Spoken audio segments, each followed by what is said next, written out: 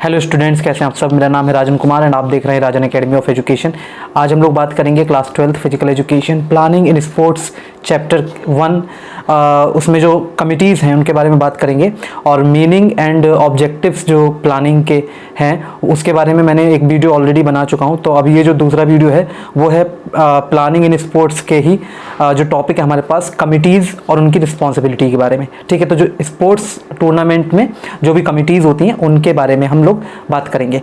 तो सबसे पहले हम लोग यहाँ पर देख लेते हैं, तरह तरह की कमिटीज़ होती हैं। तो मैं आप लोगों को पहले शॉर्ट में बता देता हूँ। एक होती है प्री टूर्नामेंट कमिटीज़, यानी कि जो टूर्नामेंट से पहले का जिनका काम होता है, टूर्नामेंट ठीक है जब होता है तो उससे पहले क्या क्या तैयारियां होती हैं, तो ये सारी जो तैयारियां हैं प्री टूर्नामेंट कमिटीज़ करती हैं। एक होती है ड्यूरिंग टूर्नामेंट कमिटीज़, यानी कि जब टूर्नामेंट चल रहा होता है, स्पोर्ट्स टूर्नामेंट जब चल रहा होता है तो उस दौरान क्या क्या चीज़ों का ध्यान रखना है, कौन कौन से अरेंजमेंट्स होने हैं, ठीक है, तो उनका जो ध्यान रखना है वो है ड्यूरिंग टूर्नामेंट कमिटीज़ देखती हैं उस काम को।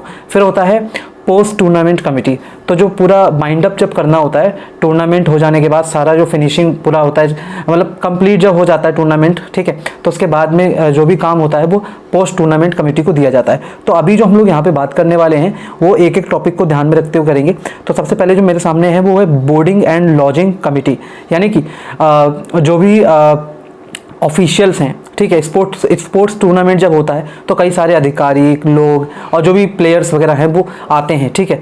तो जहाँ पे टूर्नामेंट हो रहा होता है वहीं पे मतलब जहाँ पे भी उनका रहने का इंतजाम किया गया होता है, ठीक है, तो लॉजिंग वगैरह उनको लॉज दिखाना, ये सारे काम जो होते हैं वो boarding and lodging tournament committee जो होती है, ठीक है, बोर्डिंग एंड लॉजिंग कमेटी के द्वारा होते हैं, ठीक है। फिर एक होता है रिसेप्शन कमेटी, यानी कि जितने भी ऑफिशियल्स स्पोर्ट्स पर्सन ये सब होते हैं और गेस्ट होते हैं उनको रिसीव करने की जो जिम्मेदारी होती है वो होती है रिसेप्शन कमेटी की।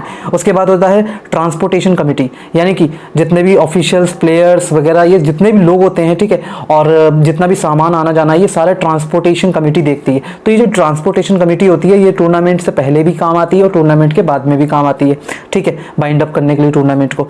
तो लोगों को यहाँ से वहाँ ले जाना, ठीक है, ट्रांसपोर्ट करना, चीज़ों को ट्रांसपोर्ट करना, सामान को ट्रांसपोर्ट करना, जो भी है उसके बारे में हम लोग बात कर ली। अब बात करते हैं committees for entertainment and refreshment. तो जो खाने पीने का जो भी इंतजाम होता है, ठीक है, तो वो रिफ्रेशमेंट कमेटी जो है वो करती है सारा इंतजाम, ठीक है। उसके बाद में है कमेटी फॉर ऑफिशियल्स। तो ऑफिशियल्स की एक कमेटी होती है जो जितने ढेर सारे ऑफिसर्स होते हैं वो देखते हैं कि जो भी टूर्नामेंट है उसका अरेंजमेंट कैसा चल रहा है, ठीक है। फिर आ जाता है एक पब्लिसिटी कमेटी। पब्लिसिटी कमेटी क्या करती है, उस टूर्नामेंट के बारे में लोगों को बताती है एडवर्टीजमेंट के थ्रू, ठीक है, सोशल मीडिया के थ्रू, जैसे भी मतलब उनको बताना है, इन्फॉर्मेशन देनी है टूर्नामेंट के बारे में आम पब्लिक को भी, ठीक है, तो पब्लिसिटी करती है टूर्नामेंट की, ठीक, तो उसको हम कहते हैं पब्लिसिटी कमेटी, यानी कि उसके बारे में एडवर्टाइज करती है। उसके बाद हम बात करते हैं decoration and ceremony committee.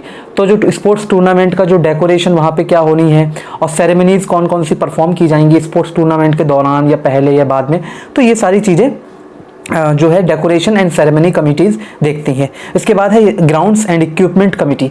Grounds and equipment committee का मतलब क्या होता है कि ग्राउंड पर जो मतलब जहाँ पे भी गेम्स खेले जाने हैं, स्पोर्ट्स इवेंट्स होना है, ठीक है, और जो इक्विपमेंट की ज़रूरत है, यानी कि कौन कौन से इक्विपमेंट से गेम्स खेले जाएंगे वहाँ पर, ठीक है, स्पोर्ट्स इवेंट होंगे, जो इक्विपमेंट की ज़रूरत होगी तो वो कहाँ से आएगी, तो इन सब चीज़ों को ध्यान रखती है ग्राउंड्स एंड इक्विपमेंट कमेटी। इसके बाद आ जाते हैं committee on entries fixtures and programs, यानी कि कौन सी टीम पहले खेलेगी, ठीक है, और कौन सी टीम को पहले एंट्री मिलेगी, कौन लोग आएंगे, कहाँ से एंट्री, ये सारी चीज़ें एंड जो है committees on entries fixtures and programs, और जो फिक्सचर्स बनने हैं उसके बारे में भी जो जानकारी है वो जो भी जानकारी है वो कौन देगा, committees on entries fixtures and programs. हाँ, तो उसके बाद आता है अनाउंसमेंट कमेटी। अनाउंसमेंट कमेटी का मतलब क्या होता है कि जो भी प्राइज डिस्ट्रीब्यूशन होगा, जो भी अनाउंसमेंट, इंपॉर्टेंट अनाउंसमेंट होंगे, टीम को बुलाना, ठीक है, परफॉर्मेंस के लिए टीम जो आती है उनको उनके बारे में बताना कि अब ये टीम खेलेगी, अब ये सारी चीज़ें कमेंट्री से रिलेटेड, तो ये सारी अनाउंसमेंट जो होती है तो वो सारे अनाउंसमेंट कमेटी करती है, ठीक है।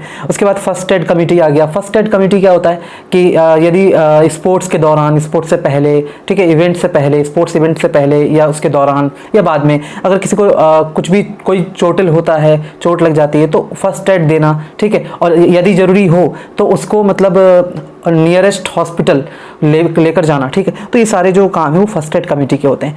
तो स्टूडेंट्स ये रही हमारी कमिटीज़ के बारे में जानकारी। तो स्टूडेंट्स आज के लिए इतना ही। तो अगर आप लोगों को कोई भी क्वेरी हो, ठीक है, कोई भी क्वेरी है तो आप लोग प्लीज़ मुझे व्हाट्सएप नंबर पे व्हाट्सएप कर सकते हैं। तो व्हाट्सएप नंबर है 9627578716। So thank you so much for watching this video completely. Thank you.